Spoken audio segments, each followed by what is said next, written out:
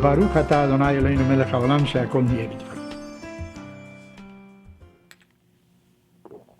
Moisés está por cumplir 120 años y quiere ver la tierra prometida, quiere continuar con su liderazgo para conquistar la tierra que Dios había prometido al pueblo judío, porque habían 3 etapas, como ya mencionamos en muchas oportunidades: la salida de Egipto, el éxodo de Egipto, recibir la Torá en el monte Sinaí y luego desde ir a la tierra prometida, donde se desarrollaría un pueblo que viviría de acuerdo con las leyes de la Torá.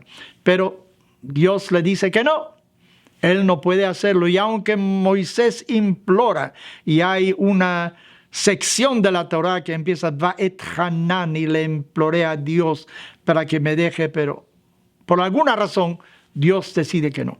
La cuestión es, ¿quién será el sucesor de este Moshe?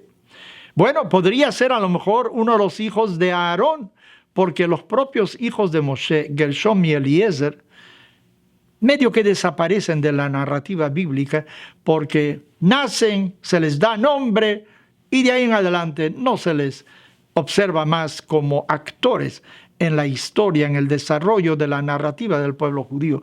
Años más tarde sus descendientes ocuparán alguna posición, pero en la Torá misma simplemente desaparecen. Entonces a lo mejor uno de los hijos de Aarón, pero la idea desde un principio fue la separación entre poderes.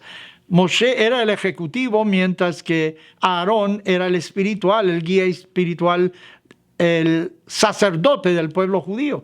Y había una separación entre los dos. Moshe era hermano de Aarón y por lo tanto era medio Cohen también.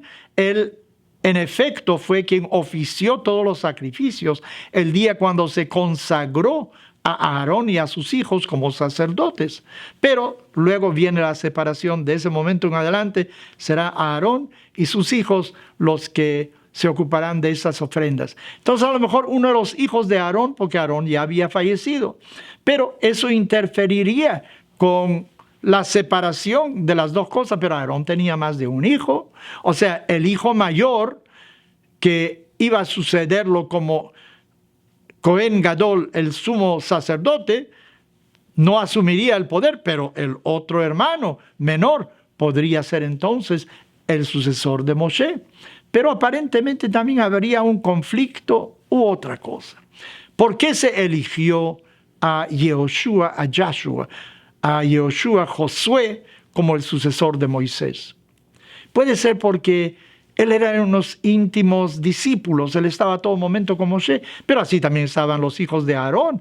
Había un grupito cercano a Moshe con los cuales él estudiaba y enseñaba todos los días. Entonces todos eran aptos para ello. Sin embargo, se escogió a Yehoshua. ¿Por qué se escogió a Yehoshua? Porque Yehoshua siempre estaba al lado de Moisés. Él era el sirviente de Moisés. Él sabía a qué hora se levantaba todos los días Moisés. Él sabía cómo reaccionaba Moisés cuando alguien venía a visitarlo, si es que se enojaba o no se enojaba. Él veía todas las virtudes de menudez, que son pequeñas a lo mejor, pero que influyen mucho en el carácter de la persona. Él, por ejemplo, estaba al tanto de que cuando el pueblo judío pecaba, entonces Moshe siempre defendía al pueblo judío. Ante Dios, él rogaba porque Dios no escoja a otro pueblo, aunque sabía de que el pueblo judío había errado porque era leal al pueblo judío, no obstante los errores que podía haber cometido. De la figura de Yehoshua hay mucho que tenemos que aprender. ¿Qué le estamos enseñando a nuestros hijos? Le estamos dando mucha información, los educamos.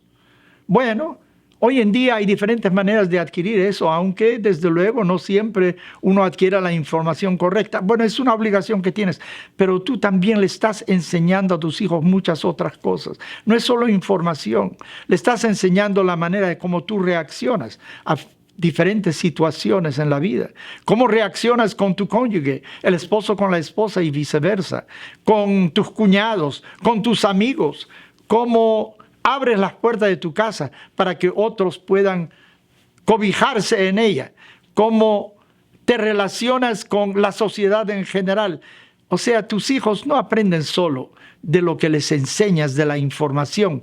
Aprenden de tu comportamiento, de tus emociones, de cómo tú reacciones frente a diferentes situaciones. Así que ten en cuenta que tu vida no solo importa para ti, sino el ejemplo que tú estás dando va a influenciar a muchos seres que están muy cerca de ti.